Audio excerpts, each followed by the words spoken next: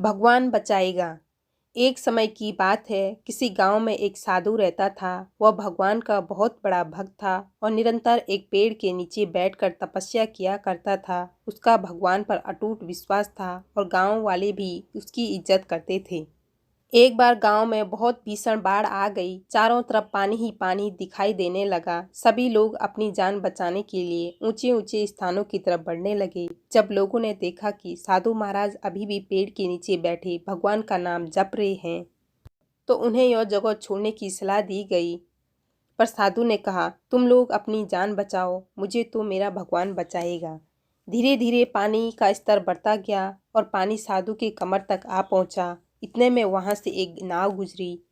मल्लाह ने कहा, हे साधु महाराज, आप इस नाव पर सवार हो जाइए, मैं आपको सुरक्षित स्थान तक पहुंचा दूंगा। नहीं, मुझे तुम्हारी मदद की आवश्यकता नहीं है, मुझे तो मेरा भगवान बचाएगा, साधु ने उत्तर दिया। नाव वाला चुपचाप वहां से चला गया। कुछ देर बाद बाढ़ और प्रचंड हो गई। साधु ने पेड़ पर चढ़ना उचित समझा और वहां बैठकर ईश्वर को याद करने लगा।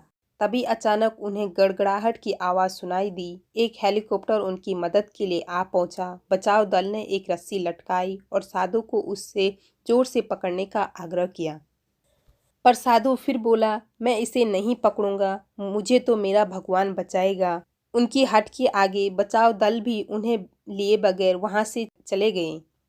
कुछ ही देर में पेड़ बाढ़ की धारा में बह गया और साधु की मृत्यु हो गई। मरने के बाद साधु महाराज स्वर्ग पहुंचे और भगवान से बोले, हे प्रभु, मैंने तुम्हारी पूरी लगन के साथ आराधना की, तपस्या की, पर जब मैं पानी में डूब मर रहा था तब तुम मुझे बचाने नहीं आए, ऐसा क्यों प्रभु?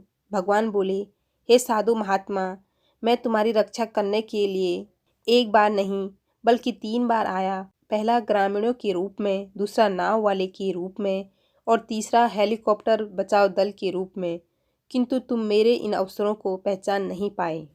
कहानी पसंद आई तो लाइक और सब्सक्राइब जरूर कीजिएगा।